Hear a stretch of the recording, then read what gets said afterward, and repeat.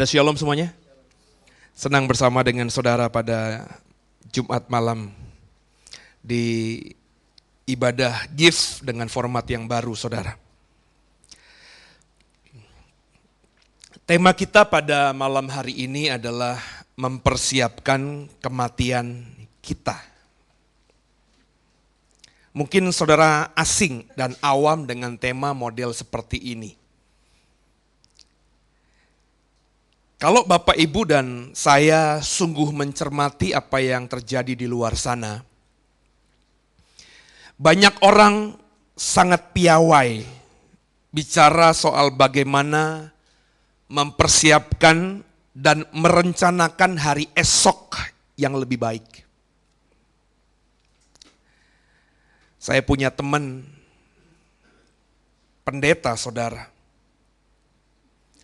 Tapi hampir beberapa bulan ini isi media sosialnya itu mengajak jemaatnya dan orang yang kenal dengan dia tentang bagaimana cara mempersiapkan agar masa tua itu bisa bahagia.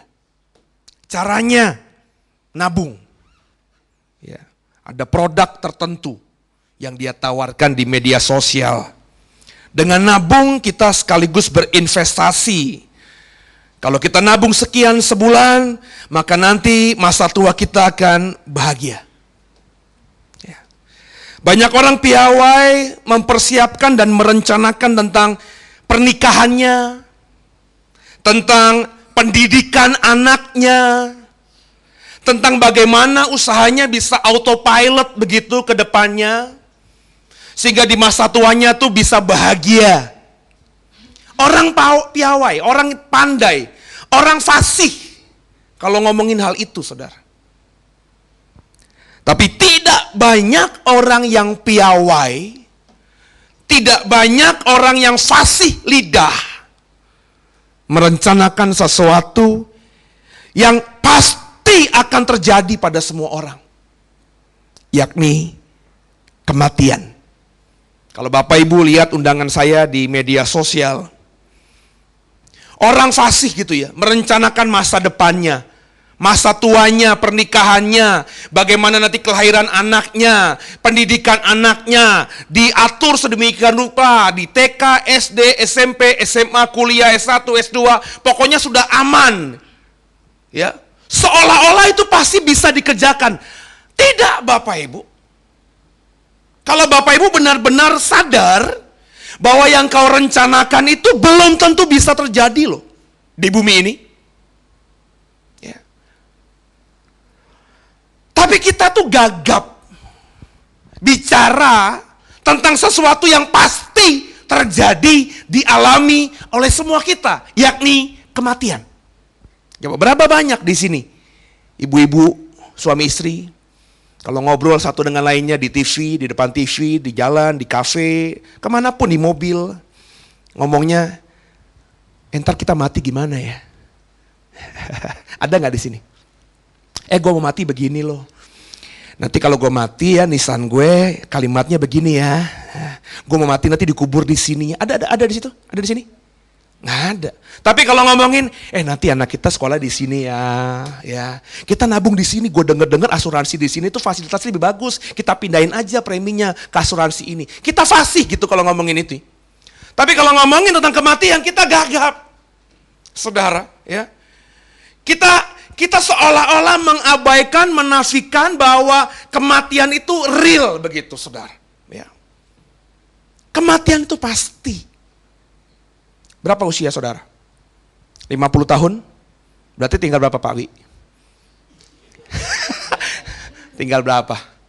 20 tahun ya Pak? Kalau ngomongin firman Tuhan 70, 80 tahun ya? Saya 40. Ya paling banter 30, 40 tahun lagi. Yang masih 30-an. Aling mungkin, Bu Yola mungkin. Oh gue masih panjang. Entah dulu. Sebab semuanya meskipun kita bisa kira-kira ya. Karena Alkitab yang ngomong loh ya, umur 70, 80 tahun, kita usia kurang 20 tahun lagi, 30 tahun. Tapi sebenarnya itu tanda tanya, nggak tanda seru. Tidak pasti. Benar ya saudara ya? Coba kita minggu ini kan kita diguncangkan dengan artis yang, akhirnya kesaksiannya bagus gitu ya. Orangnya lemah lembut, orangnya nggak pernah marah, suaranya baik, lembut, yang namanya siapa? Mike Mohede. Usia berapa? 32. Ya. Kaget kita semuanya, ya. Dari orang nggak tahu Mike jadi tahu Mike. Kenapa? Di medsos semuanya isinya itu, benar nggak? Sampai mukanya Mike di peti jenazah itu udah hafal gue bentuknya gimana, karena semua orang nguploadnya itu di Facebook, saudara. Ya, berita di infotainment segala macam. Mike itu bagi saya bukan artis yang bombastis banget gitu. Ya, albumnya baru berapa, baru 2 apa baru 3 gitu ya. Usia sangat muda. Tapi kematian di masa mudanya itu mengguncangkan kita. Jadi semua kita pasti mati. Tapi tidak ada kita yang paham kapan kita mati itu. Coba, baik. Kita lihat satu video ini, saudara. Yang saya lihat dan saya upload dari YouTube, saudara. Silakan. I'm here with Richard and Katie from the Utah Nordic Alliance of Utah, and you guys are teaching me how to cross-country ski, so give us some base. 70s inspired. Okay, I see that. The 70s look right there. I can see that. We've got a little bit of high heel issues, which happens sometimes. Want to do, everything lagi sedang on, memperkenalkan produk di live station. Heart attack. You okay? Okay. Lewat. Here we go. Picking up space. Pesawat. Go, we'll get ourselves. Live Here we go. Perhatikan live. Right, and then we go left. Let's go. Hey. Squeeze it. Squeeze it. Heart attack. Keep squeezing. Keep squeezing. Keep squeezing. Keep squeezing. Okay, we don't want to see. Bueno, en cuanto a las demandas y a las demandas. Alles okay, wollen Sie gleich ans Expertentelefon gehen, Herr Ohm? Gottes Willen.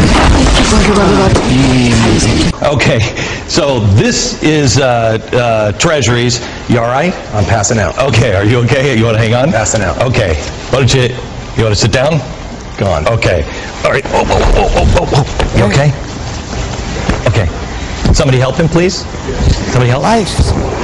We'll be back in just a second. Well, starting today, we have a collegiate challenge. It's open to any college. Oh, I'm afraid Nikki has fainted. I'm afraid. Let's go back to the studio for just a couple moments. Elemenata na zemlji kisiku, bez njega ne...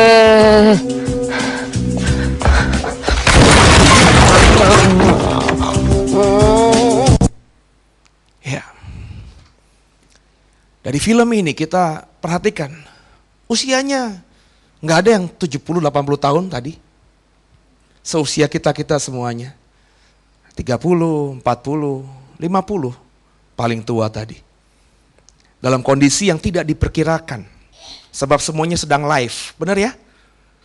Dia mungkin sedang diinterview, dan dia dalam perjalanan menuju ke studio itu dia tampil, telepon teman-temannya, gue live loh. Saudara gitu nggak kira-kira? Kalau tiba-tiba diundangin TV live gitu ya, ngomong nggak?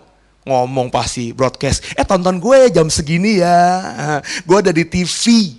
Berarti dia tidak sedang merencanakan kematian.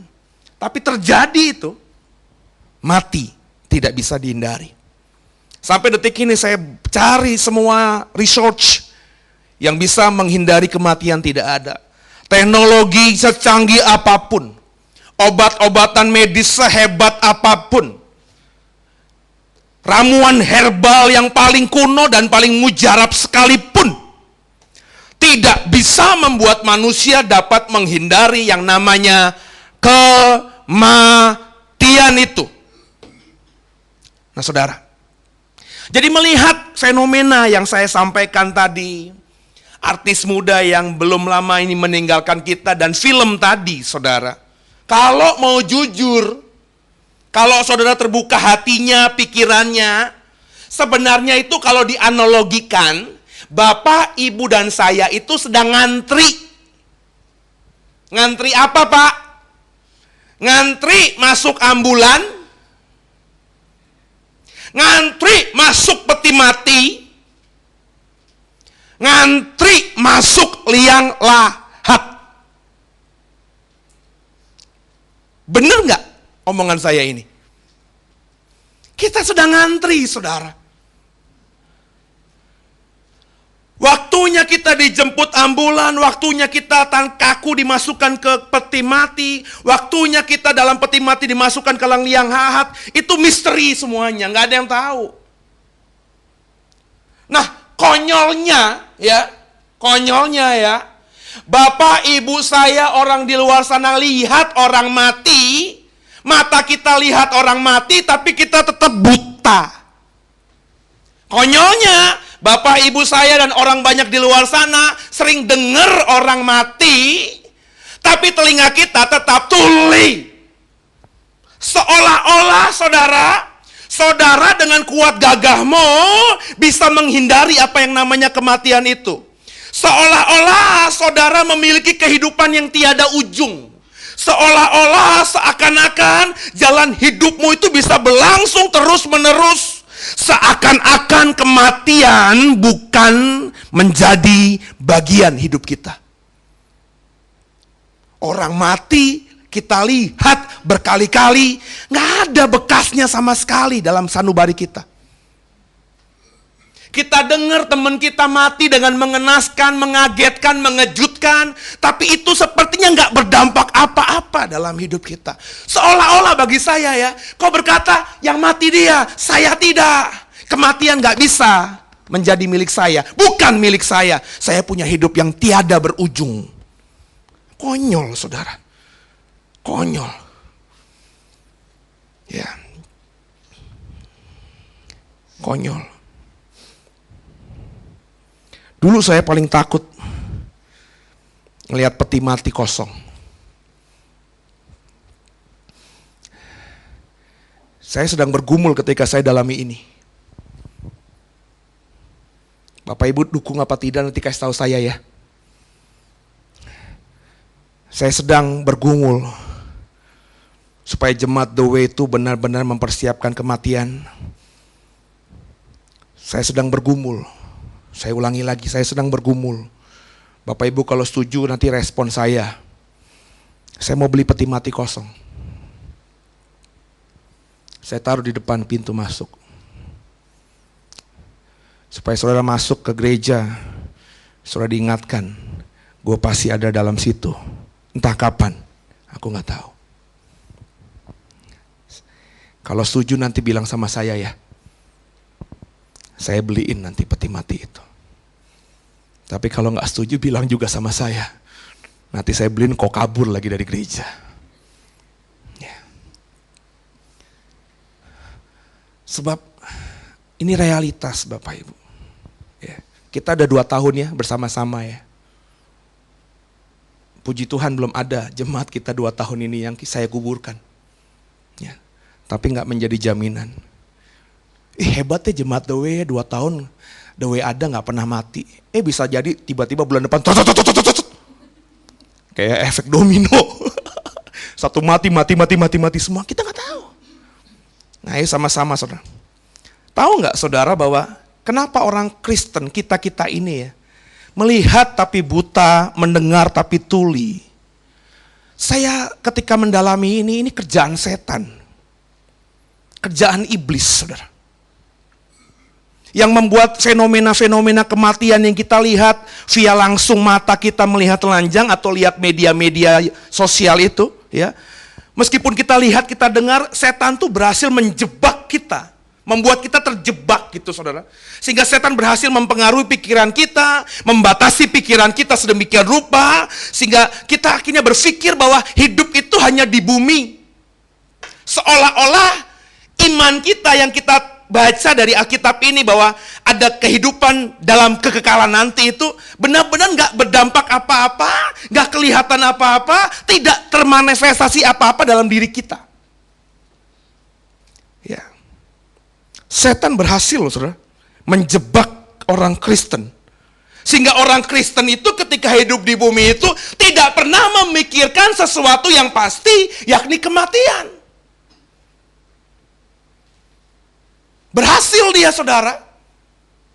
Ya, nanti saya khotbah ini bukan cuma hari ini ya, tapi Jumat mendatang, Jumat berikutnya ini saya mau bikin seri. Saya mau kupas habis tentang apa yang disebut dengan kematian itu. Bagaimana kita harus merespon kematian itu. Intinya saya sudah berhipotesa. Nanti saya mau bikin buku kalau Tuhan izinkan.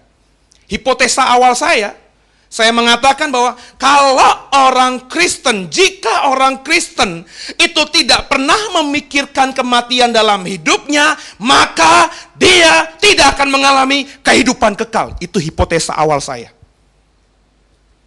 Kalau orang Kristen selama hidup di bumi ini tidak memikirkan tentang kematian, maka orang itu tidak akan mengalami kehidupan kekal di surga.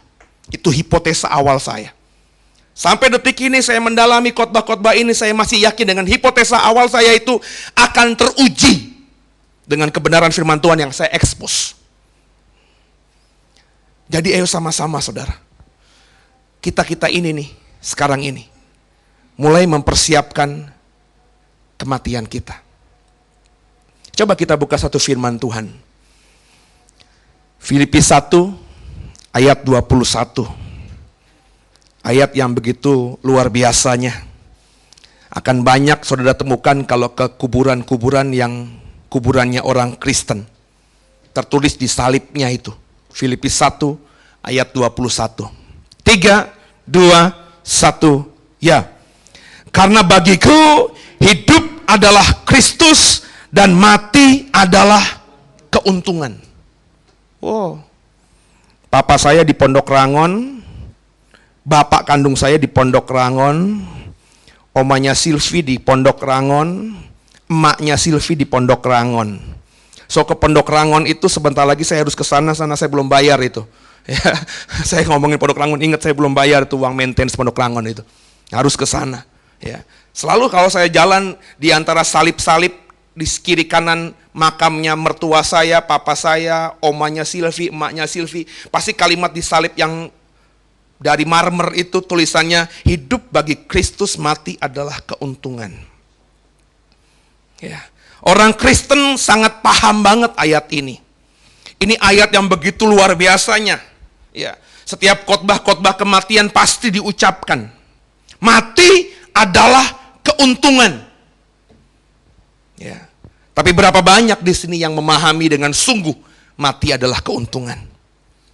Kalau untung, saudara, maka saudara akan berusaha untuk mengalami kematian itu.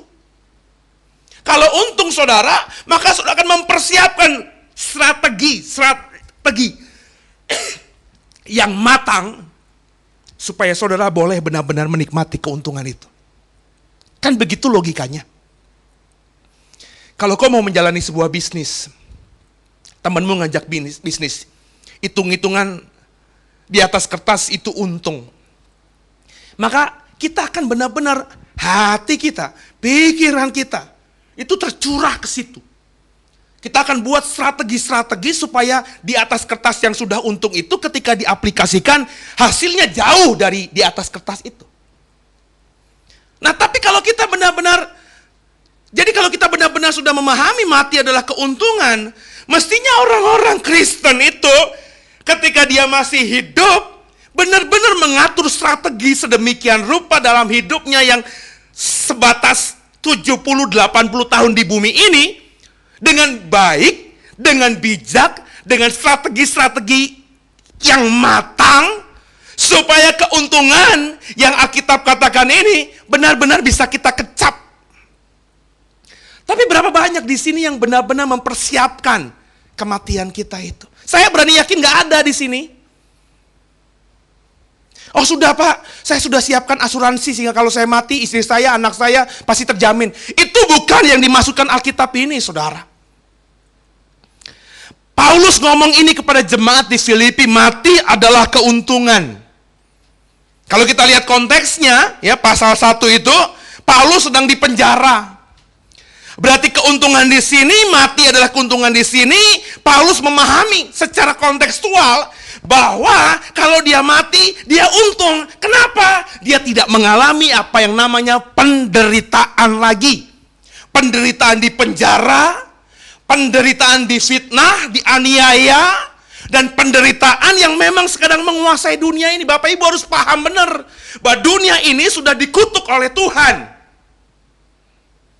Ketika manusia jatuh dalam dosa, Tuhan berkata bahwa kau akan susah bekerja, kau akan mati-matian bekerja, kau akan berpeluh, capek, sebab bumi sudah dikutuk Tuhan. Kita hidup dalam dunia yang dikutuk Tuhan.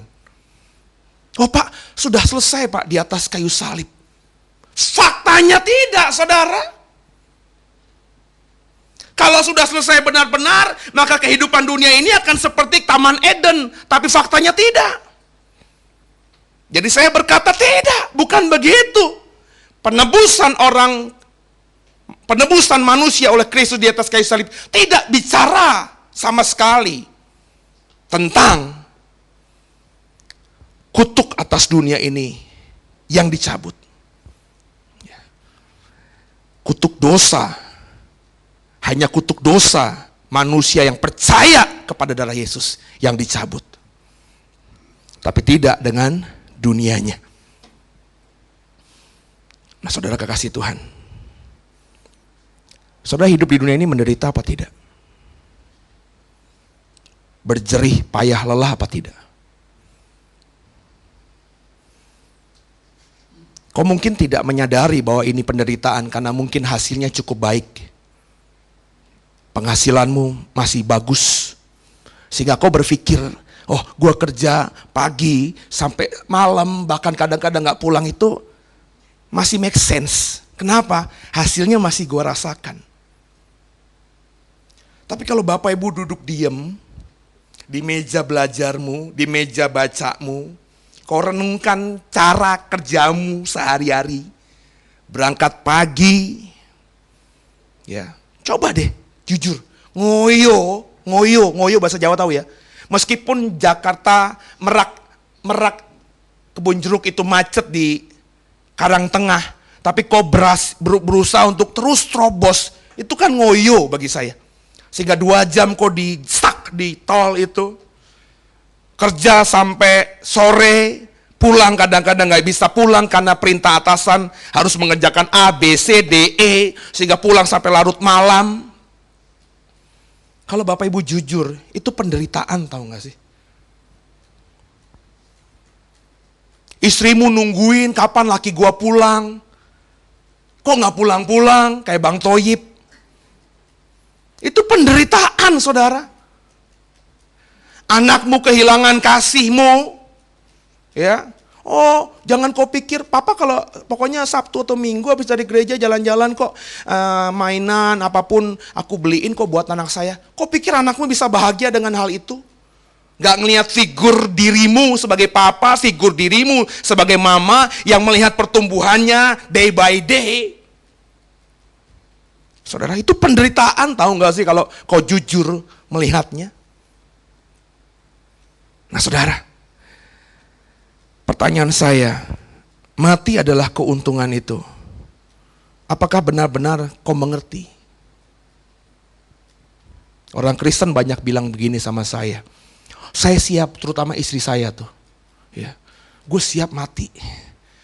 Kalau saya ngomong ya, yang ntar kalau gue mati, dia selalu jawabnya gini, enggak, gue mati duluan, dia bilang gitu. Gue udah siap, gue capek menderita mulu di dunia ini.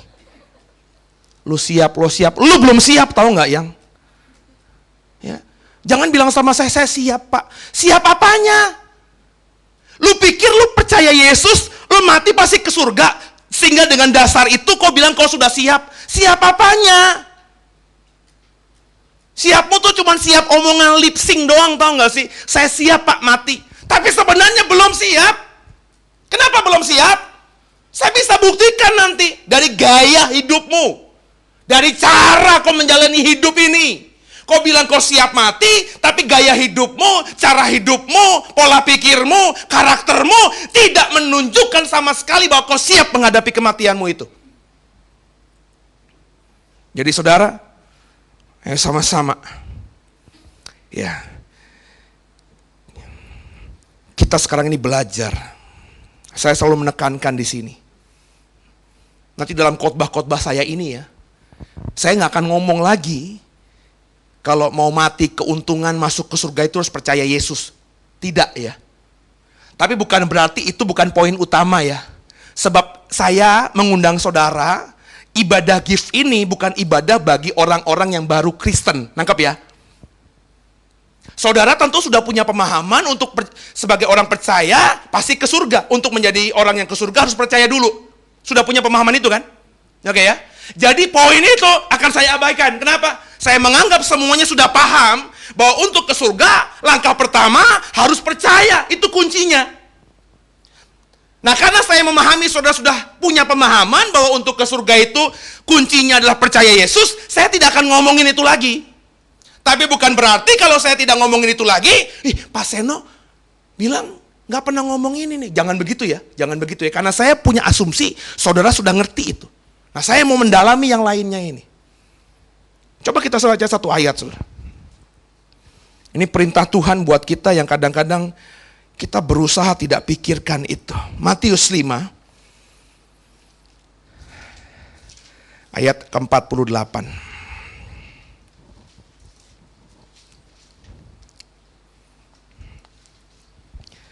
Matius 5 ayat 48. Yuk, kekasih Tuhan. 3, 1, ya. Karena itu, haruslah kamu sempurna. Sama seperti Bapamu yang di surga adalah sempurna. Haruslah.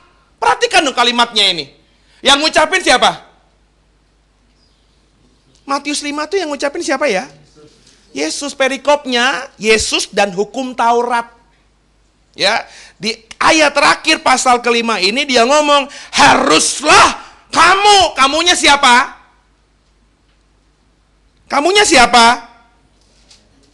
Kalau dia perhatikan, kita perhatikan khotbah Matius 5 itu khotbah Yesus di bukit. Dia berkhotbah kepada orang-orang yang mencari dia, yang mengidolakan dia, yang menganggap dia guru, rabi. Maka ayat ini ayat yang untuk ditujukan kepada murid-muridnya. Saudara dan saya ngakunya murid Yesus. Dan inilah perintah Yesus kepada saudara dan saya yang sebagai murid-muridnya ini. Harus kamu sempurna. Problemnya saudara, sempurnanya di situ ukurannya bukannya ukuran manusia. Kalau ngomongnya begini, haruslah kamu sempurna seperti Seno, gampang. Haruslah kamu sempurna seperti Pak Edi, gampang. Haruslah kamu sempurna seperti Pak Wijaya, gampang. Kenapa? Saya, Pak Edi, Pak Wijaya masih tidak sempurna. Jadi untuk sama seperti saya, Pak Edi, Pak Wijaya mudah sekali kita kerjakan. Tapi sempurnanya seperti Bapa di surga. Saudara pernah mikir ini enggak? Ini perintah loh saudara. Direct loh saudara.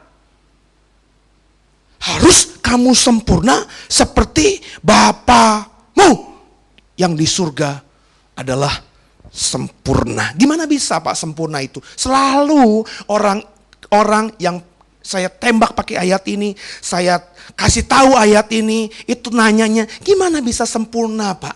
Hidup di dunia ini nggak bisa sempurna Pak. Selalu argumentasinya itu. Saya percaya Bapak Ibu juga pasti di otaknya ketika saya baca ini, ngomongnya begitu. Gimana bisa kita hidup di dunia ini sempurna? Bapak Ibu, saya ngomong di sini nih, sempurna 100% seperti ukurannya sempurnanya Tuhan, mungkin tidak bisa kita kerjakan di bumi ini. Saya ulangi ya. Sempurna yang harus Bapak Ibu kerjakan, ini perintah Tuhan, sempurnanya harus seperti Bapa di surga. Nah, untuk sempurna 100% seperti Bapa di surga, mungkin tidak bisa kita kerjakan di bumi ini. Tapi paling tidak, Bapak Ibu tuh berusaha 100% untuk menjadi sempurna. Sekarang pertanyaan saya kepada saudara, saudara sudah belum berusaha 100% sampai detik ini sempurna? Itu pertanyaannya. Jadi kalau kita sudah berusaha maksimal ya, 100% untuk sempurna, tapi Tuhan ngukurnya nilainya cuma 60, cuma 80, cuma 30, nggak apa-apa. Yang penting kita sudah berusaha maksimal 100% untuk sempurna. Dan Tuhan tuh bisa lihat hati loh saudara. Seluruh isi hatiku kau tahu. Nah tapi kita ini berusaha 100% aja kagak. Lu masih berusaha cuma 60%. 70% masih kompromi untuk tidak sempurna, kompromi untuk kudus, kompromi untuk hidup benar. Lah kalau lu aja nggak maksimal, bagaimana bisa mendekati 100% Tuhan yang ideal itu? Nggak bisa. Dan kalau nggak bisa, berarti kau tidak menjalankan perintah Tuhan. Masih mimpi kalau nggak ngejain perintah Tuhan tuh mati masuk ke surga. Itu pertanyaan. Jadi kalau saudara tanya sama saya, Pak, Bapak sudah sempurna 100% belum seperti Bapak di surga? Saya bilang saya nggak tahu. Tapi kalau saudara tanya, Bapak sudah maksimal belum? Saya rasa saya sudah berusaha maksimal benar-benar. Berusaha benar-benar. Ayo sama-sama saudara. Ya, kita lakukan dalam hidup ini. Kenapa saudara harus sempurna itu? Kenapa saudara harus mengusahakan, mengadakan semaksimal mungkin dalam hidup ini untuk sempurna itu? Coba kita buka satu ayat. Ibrani 9 ayat 27. Ibrani 9 ayat 27. Apa kata penulis Ibrani tentang ini? Sama-sama kita baca Ibrani 9 ayat 27. 3, 1 ya. Dan sama seperti manusia ditetapkan untuk mati hanya satu kali saja, dan sesudah itu dihakimi. Setelah manusia mati, pasti mati, nggak bisa menghindari kematian. Kalau udah waktunya Tuhan, lu jago kayak apapun, punya apapun, bisa bikin bunker dalam tanah yang kalau bom atom ditaruh di atas tanahmu, kau selamat sekalipun. Tapi kalau udah waktunya Tuhan, bom atom mungkin nggak bisa buat kau mati. Tapi pusing bisa buat kau mati. Kalau udah waktunya Tuhan, kau pasti mati. Tahu nggak? Kalau sudah mati itu diapain? Dihakimi.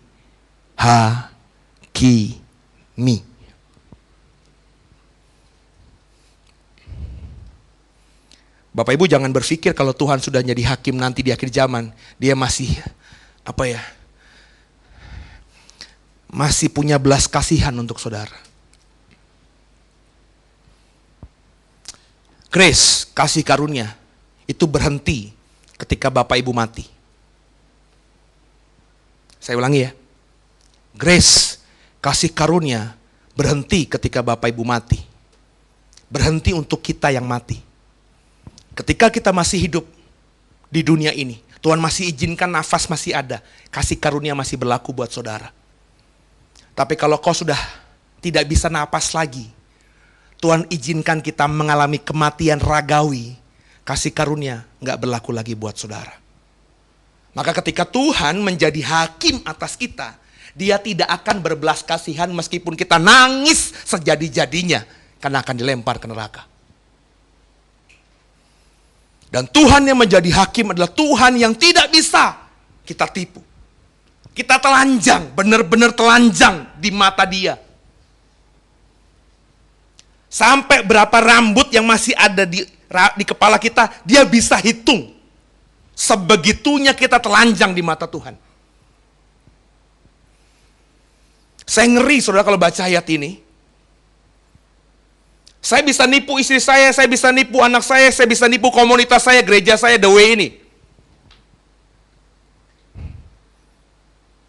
Ketika kau menghakimi saya masih bisa beralibi. Apalagi saya sudah fasih lidah begini. Pasti alibi saya hebat. Tapi saya tidak punya alibi apa-apa di hadapan Tuhan. Kenapa? Telanjang saya di mata Tuhan. Nah, kekasih Tuhan. Seperti kata Paulus dalam Filipi 1:21 tadi. Mati adalah keuntungan. Nah, bagaimana bisa untung, saudara? Karena kita lepas dari penderitaan di dunia ini. Nah, untuk itu bagaimana? Supaya kita bisa menyongsong kematian dan akhirnya ketika malaikat maut menjemput kita. Bapak Ibu, ini saya akan ngomong nanti soal malaikat maut. Malaikat maut itu malaikat jahat atau malaikat baik, nanti saya ngomong nanti di sesi-sesi berikutnya. Ya. Ketika malaikat menjemput kita, malaikat maut menjemput kita, Bapak Ibu bisa tersenyum apa tidak? Apa yang harus kita hadapi, sikapi, sehingga ketika maut itu menjemput kita, kita bisa bilang, untung ini. Bapak Ibu harus sadar dalam hidup ini, bahwa kita harus sempurna. Usahakan dirimu sempurna. Sebab kita akan dihakimi nantinya. Nah, sempurnanya bagaimana? Bahasa Paulus tadi dalam Filipi 1 ayat 21. Hidupku bagi Kristus. Jadi untuk bisa menjadi manusia yang sempurna, Bapak Ibu bisa menjadi orang-orang yang mengusahakan maksimal 100%. Entah nanti hasilnya 30, 40, 70 itu lain soal. Itu nanti yang nilai Tuhan. Benar ya? Tapi kita udah berusaha nih, ya. Pokoknya maksimal, mati-matian lah supaya sempurna, supaya bisa jadi pribadi yang sempurna. Hasilnya nanti 100% kah? Nilainya 90% kah? 70, 60, 50, 30, 20, 10 sekalipun, itu bukan urusan kita, urusan Tuhan. Tuhan yang menilai, Tuhan yang menghakimi. Tapi bagaimana? Meskipun nilai kita nanti tidak 100, tapi Tuhan tahu bahwa kita sudah maksimal 100%. Untuk sempurna, Bapak Ibu harus punya prinsip ini bahwa hidup itu bagi Kristus. Sudah belum di sini? Jangan bilang sudah sama saya lah. Kalau kau ditanya kau sudah jadi orang Kristen atau belum, sudah. Tapi kalau ditanya apakah kau sudah hidup bagi Kristus, jangan bilang cepat-cepat sudah, terlebih dahulu. Orang yang sudah pelayanan praktis, pemain musik, pendeta, elders, singer, choir, itu belum hidup bagi Kristus, saudara. Kenapa? Minggu ini saya sama Silvi hari Senin. Saya bilang, Silvi, yuk. Selama ini kalau saya kunjungan pastoral, saya selalu ngajak Pak Riko. Tapi kemarin saya ajak Silvi untuk kunjungan pastoral. Kamu udah pastor, kamu ikut saya pokoknya. Biar kamu tahu kunjungan pastoral seperti apa. Saya ajak ke salah satu jemaat. Sampai di sana, jemaatnya cerita pergumulan dia. Ada satu cerita yang menarik dari jemaat yang kami kunjungi ini. Dia bilang begini, di gereja lama saya, Pak, itu ada perempuan cakepnya minta ampun, kayaknya nggak ketulungan, Pak. Wah, ini orang ketika masih hidup ya Pak, ketika saya masih bersama dengan dia pelayanan, sebelum ada sesuatu yang terjadi dalam dirinya. Ini perempuan yang luar biasa, korbannya sama Tuhan luar biasa. Dia kalau sumbang gereja tuh nggak hitung-hitungan Pak. Bayangin ya Pak, udah cantik. Ini yang ngomong ibu nih, saya ngomong cantik, dia ngomong gitu. Saya perempuan loh Pak. Saya ngomong perempuan cantik itu berarti cantik bener. Karena biasanya kan gak objektif ya. Bener gak? Ada perempuan ngomong perempuan lain, lo Bu Ali pernah ngomong sama laki lo, Pak Ali, Yola cantik gitu. Nggak mungkin. Yola pernah ngomong itu, sama Pak suami lo, itu si Bu Ali cantik banget. Nggak mungkin, susah gitu ya. Jadi ini perempuan ini, ya ibu ini ngomong, ya itu perempuan cantik, saya loh Pak, perempuan loh Pak. Jadi kalau saya bilang saya perempuan, saya nilai perempuan cantik, Bapak bisa bayangkan, Bapak laki-laki pasti akan lebih gimana gitu. Cantik, kaya, keluarga diberkati Tuhan, suaminya master teologi ya, bener ya? Sudah khotbah di mana-mana. Pokoknya itu gereja kami dulu ada dia itu, semuanya ada acara apa-apa, langsung dia bilang, ya ini dari saya sekian. Pokoknya luar biasa korban mereka buat gereja. Apakah orang seperti ini sudah hidup dalam Kristus? Tidak. Kenapa saya bilang tidak? Dari cerita ibu ini. Terus ibu dia cerita. Suatu ketika Pak, dia kena CA. Cancer. Dan dia mengalami mujizat. Dia sembuh, total. Dicek lagi setelah melakukan beberapa terapi, dicek lagi dengan doa teman-teman kantor gerejanya, di scan lagi, sama sekali nggak ada satupun benih kanker dalam tubuhnya. Dinyatakan 100% clean, bersih. Orang ini kesaksian di mana-mana. Silvi saksinya. Sampai masuk ke TV. Sebuah acara rohani kesaksian yang Bapak Ibu pasti tahu. Ya. Solusi. Dari situ muncul, dia diundang di mana-mana, di gereja-gereja supaya menyaksikan kebaikan Tuhan. Suatu ketika pendetanya bilang, lu itu kesaksian untuk hormat kemuliaan Tuhan atau untuk kebanggaan diri lo? Singkat cerita pendetanya pernah negur ibu yang kaya raya cantik yang baru dipulihkan Tuhan dari kanker ini dengan kalimat seperti itu. Entah kenapa saudara, dokter sudah nyatakan clean. Akhirnya beberapa tahun kemudian terserang lagi kanker. Dan itu langsung drop. Orang yang sudah melayani Tuhan, korban mati-matian bagi Tuhan. Kesaksian di mana-mana, ngakunya buat Tuhan, kemuliaan Tuhan. Ketika ada vonis kedua tentang kansernya, orang ini kecewa. Jemaat yang saya kunjungi bilang, sampai kami Pak, teman-teman di persekutuan wanita gereja yang udah kayak geng sama dia, itu gak bisa jenguk dia. Karena dia bilang sama dokternya, sama perawatnya, kalau orang gereja jangan kunjungi saya. Kecewa. Kenapa saya sudah bersaksi di mana-mana, Tuhan izinkan ada kanker lagi. Dia marah sama Tuhan. Sampai pada kisah bahwa dia lari ke orang pintar. Ini ironis keluarga ini. Saya ingin gambarkan kepada saudara bagaimana orang yang katanya sudah melayani Tuhan, korban bagi Tuhan, mati-matian sekalipun ternyata belum hidup dalam Kristus. Mati ibu ini. Kurus kering. Dan teman-teman gerejanya sedih. Kenapa? Karena mereka dengar ibu ini ketika hari-hari terakhirnya mengandalkan orang-orang pintar. Dan mereka tidak bisa masuk melayani karena ditolak oleh orang ini. Ketika mati masuk ke rumah duka karena kaya raya. Itu rumah dukanya sampai 5 kamar. So saya ngebayangin rumah duka yang paling bagus kan heaven kali ya. Atau di Jelambar Baru. Ya Jelambar Baru yang Jelambar Baru tahu ya? Yang VIP-nya. Ya. Itu Jelambar Baru heaven, seingat saya 1 kamar aja sudah lebar. Berarti kalau 5 itu berarti besar sekali, dihias. Ibu ini ngomong, bunga-bunga di mana-mana. Sampai bunga ucapan duka cita aja Pak, nggak bisa ditempel begini. Harus begini. Begitu banyaknya, kenapa? Karena orang kaya. Jadi nggak kebaca itu bunga dukanya. Karena kalau bunga duka bisa ditaruh begini ya. Jadi orang lewat bisa lihat. Nggak bisa. Karena saking banyaknya, ditaruhnya begini. Ya, jadi begini kan nggak bisa kebaca akhirnya. Begitu banyaknya. Suaminya yang saya bilang sudah master teologi, sudah khotbah di mana-mana.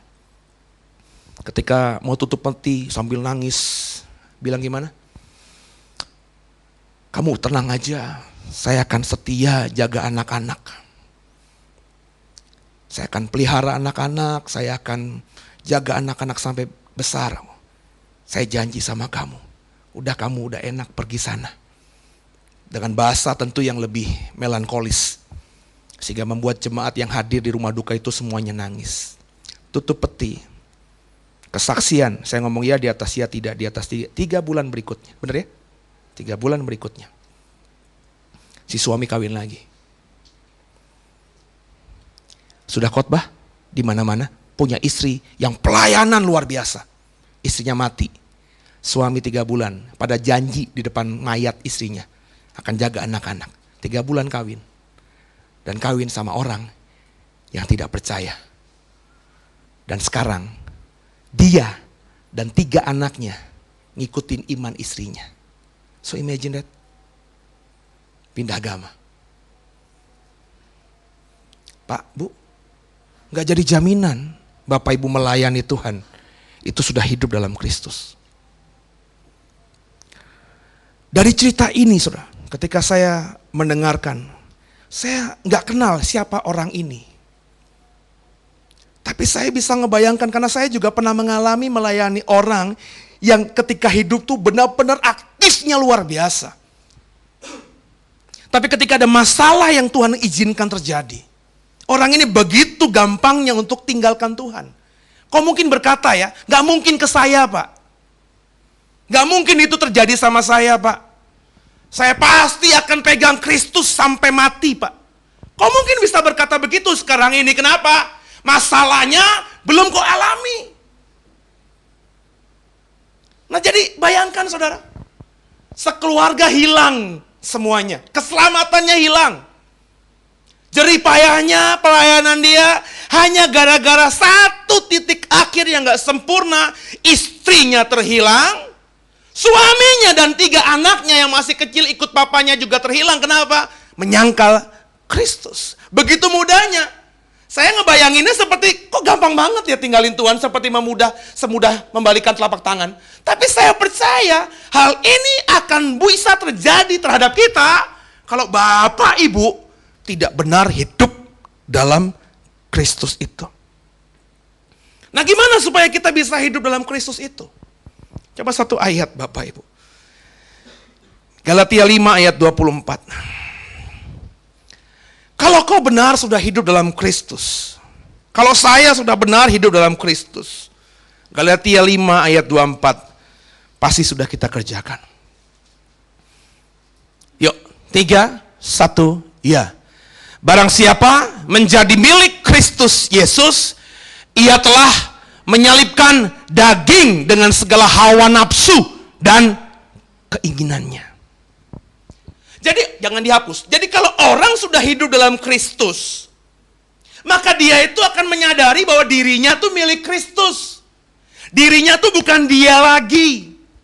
Nggak ada lagi kebanggaan dalam dirinya. Semua yang dia miliki, kesehatannya, tangannya, jarinya, matanya, hidupnya, rekeningnya, rumahnya, mobilnya, pekerjaannya, jabatannya, istrinya, suaminya, anak-anaknya, semuanya milik Kristus.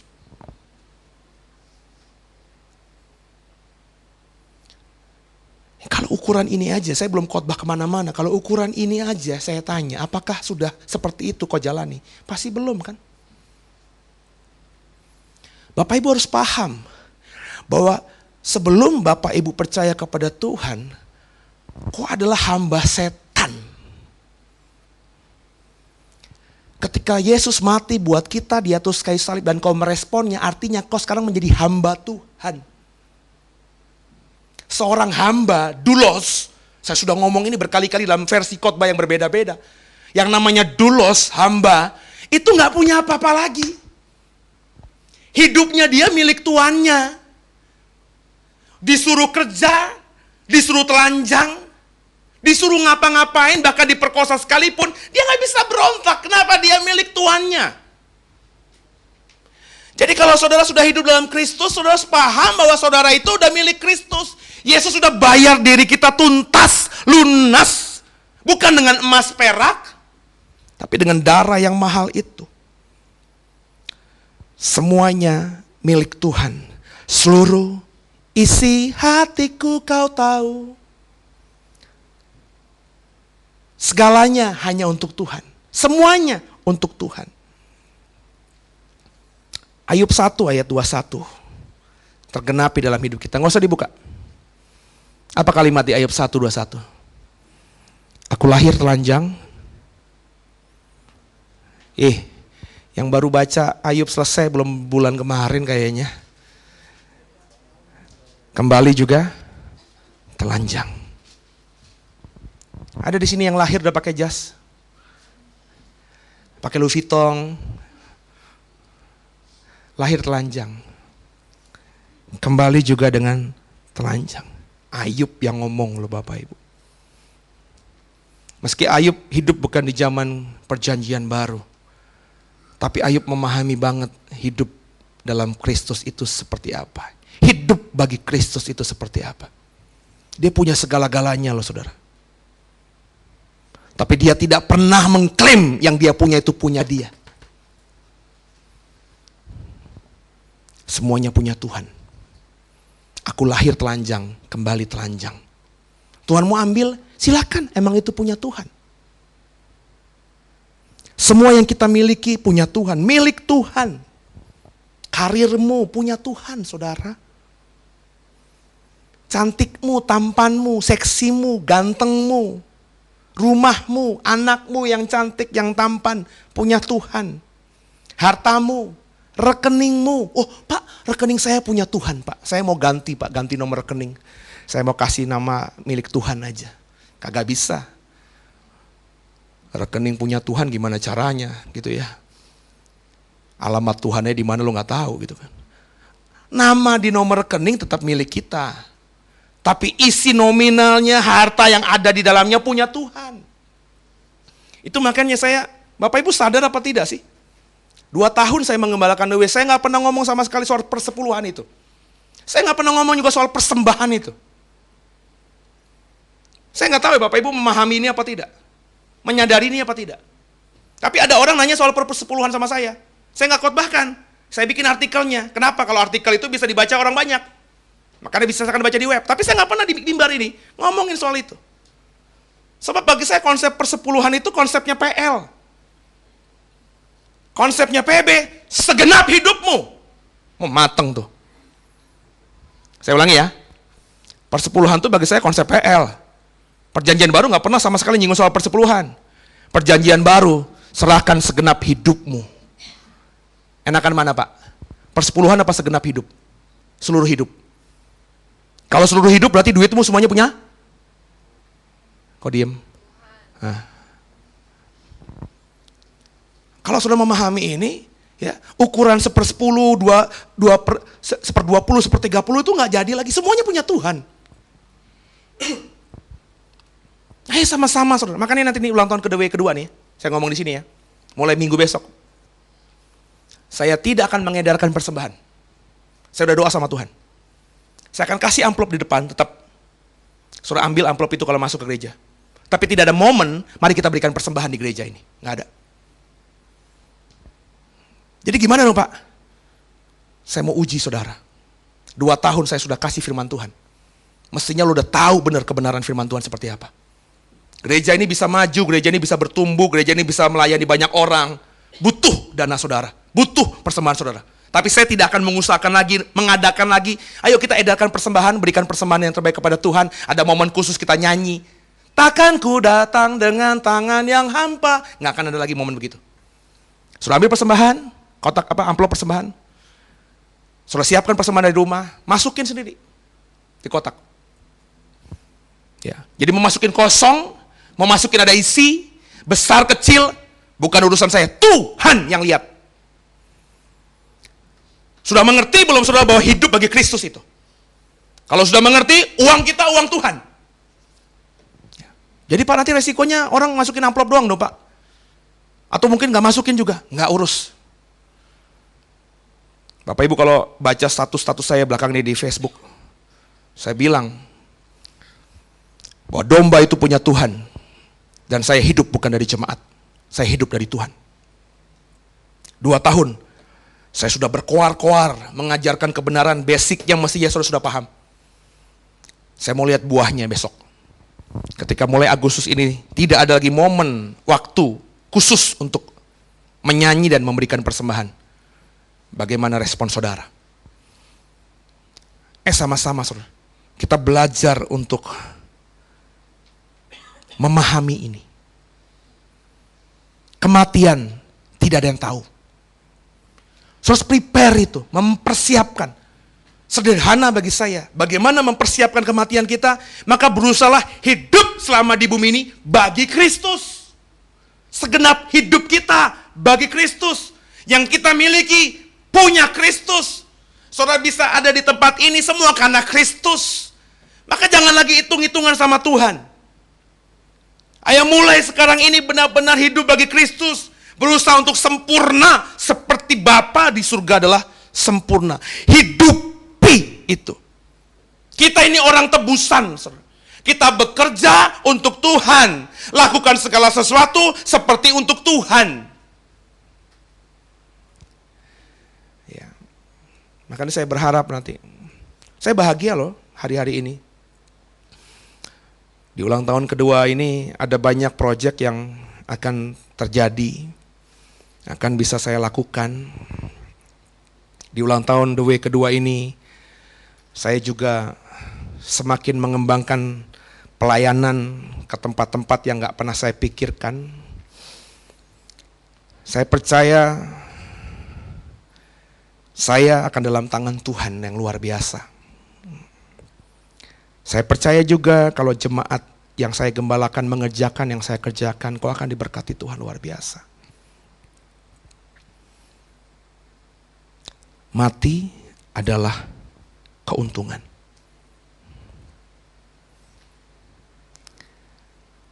Hiduplah bagi Kristus.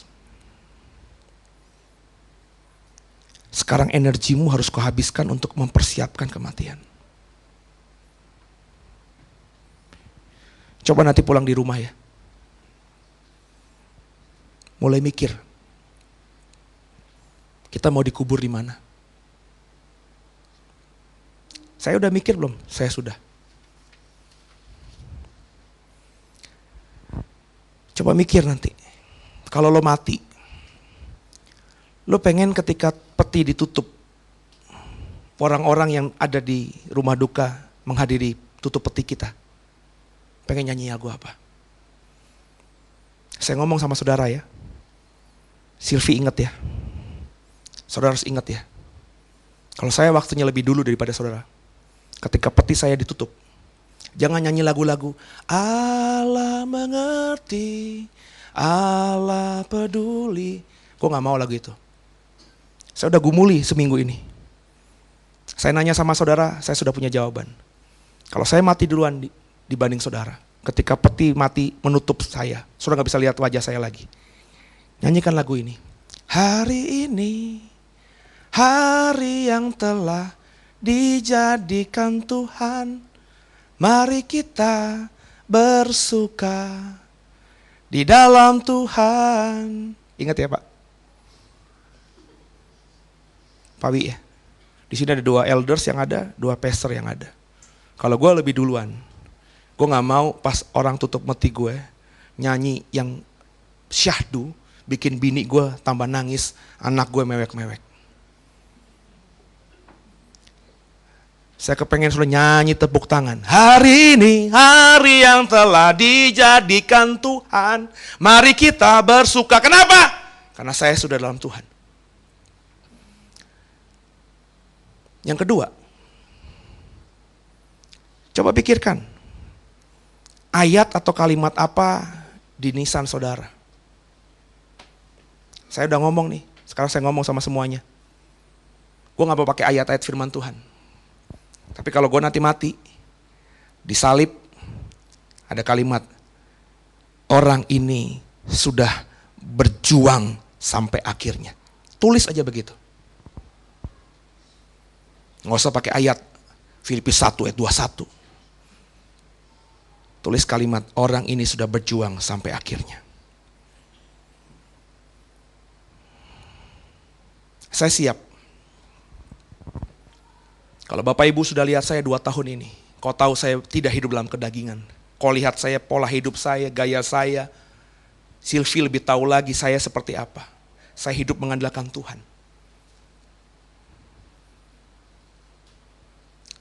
Besok kita ulang tahun.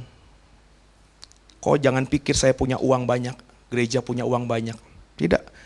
Laporan keuangan gereja sudah saya munculkan di bawah. Kau tahu keuangan gereja seperti apa. Saya cuma bilang sama Tuhan, Tuhan, besok ulang tahun, mau makan-makan. Kau tahu keterbatasan gereja. Ya. Tiba-tiba ada aja orang yang kasih berkat. Orangnya ada di sini. Saya nggak mau sebut namanya. Selalu tahu ya, nominalnya mungkin tidak sebesar, tapi itu berharga banget. Kenapa? Saya sedang mengalami pergumulan doa. Tuhan, mau makan apa buat besok? Ketika datang, Sylvie bilang sama saya cuma bilang, thank you Tuhan. Saya cuma mengimani besok makan-makan, dan Tuhan siapkan berkatnya. Hidup saya seperti itu. Saya berusaha matikan kedagingan. Kalau Bapak Ibu tanya sama saya, keinginan daging saya apa? Nggak ada, Pak.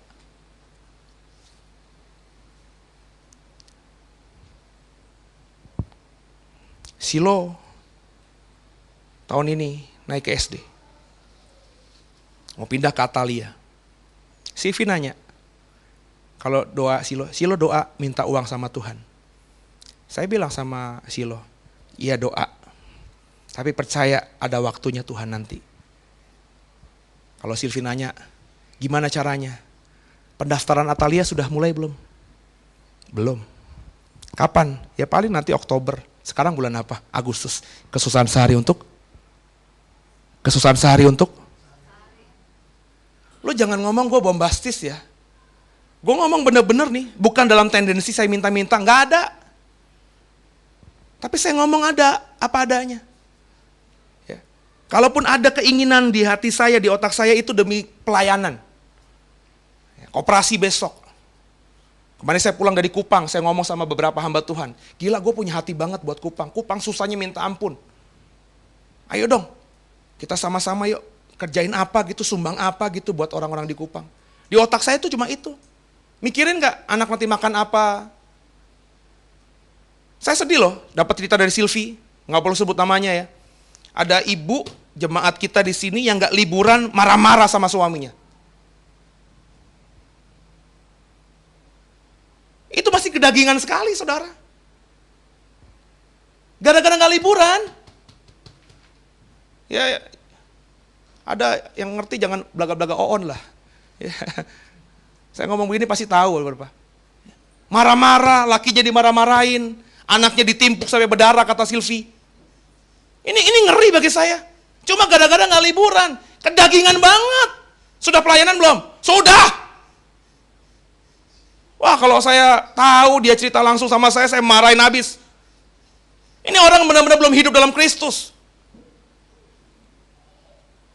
Kalau ada berkat liburan silahkan. Kalau nggak ada, saya janji sama Silo sama Sion. Sion nanti liburan, kita jalan-jalan ya. Udah ada otak nih. Mau jalan kemana gitu. Bahkan ke Blitar, mau mampir ke Blitar. Mau mampir ke rumah eyangnya, karena Silo belum tahu rumah eyang buyutnya. Rumahnya yang ditinggalin bapaknya Bayu. Belum. Saya pengen ajak liburan kemarin.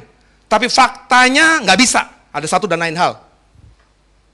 Nggak ngoyo, nggak nyesel gitu. Saya coba bilang sama Silo, ya udah Silo nggak usah pergi ya, nggak usah jauh-jauh ya.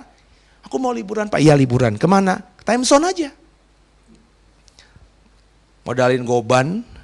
Ya, dia main apa tuh namanya? Animal Caser. Tahu yang pok luar kartu gitu kan. Udah senengnya minta ampun deh. beliin es krim McD aja, ya, itu udah matanya, thank you ya Pak, thank you ya Pak. Silo tuh. Padahal saya janji ini bukan sekedar es krim McDonald yang gocengan itu, saudara, liburan. Ya, saya ajak ya nanti kita ke hotel ya, kita ke Bandung, ke Lembang ya, nggak bisa. Jadi Bapak Ibu ayo sama-sama. Kalau ada waktunya, ada berkatnya, jalani. Kalau enggak, hiduplah bagi Kristus. Kita bukan punya kita lagi. Ya, saya kepengen Bapak Ibu fokus sekarang ini. Hartamu kau kumpulkan, depositomu 7 turunan nggak bisa habis. Jangan kau pikir itu jadi jaminan. Belum tentu apa yang kau pikirkan, kau rencanakan akan terjadi. Kenapa? Di bawah kolong langit ini tidak ada yang pasti. Yang pasti cuma satu. Semua kita akan mati. Pertanyaannya, kalau lu mati, lu kemana? Maka persiapkan saat ini. Mulailah hidup bagi Kristus. Ayo melayani Tuhan. Sadar bahwa semua yang punya kita itu punya Tuhan.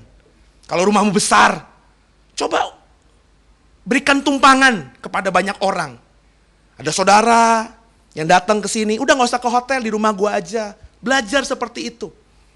Saudara punya mobil 2, 3, hari Minggu gak dipakai. Coba, siapa? Ada anggota gereja yang bisa bawa mobil, bisa jemputin orang-orang untuk ke gereja. Ayo sama-sama saudara. Saya kalau punya mobil 2 saudara, saya jemputin tuh orang-orang yang susah sekali, alasannya jauh Pak, gak bisa Pak, hujan Pak, cuma punya motor Pak, tapi fuk aktanya belum sampai ke sana. Ayo sama-sama saudara, kita belajar semuanya mulai saat ini, hidup bagi Kristus. Sempurna, persiapkan kematian kita. Supaya kapanpun waktunya tiba, Tuhan bawa kita kemana? Ke surga. Berikan kemuliaan yang mulia bagi Tuhan.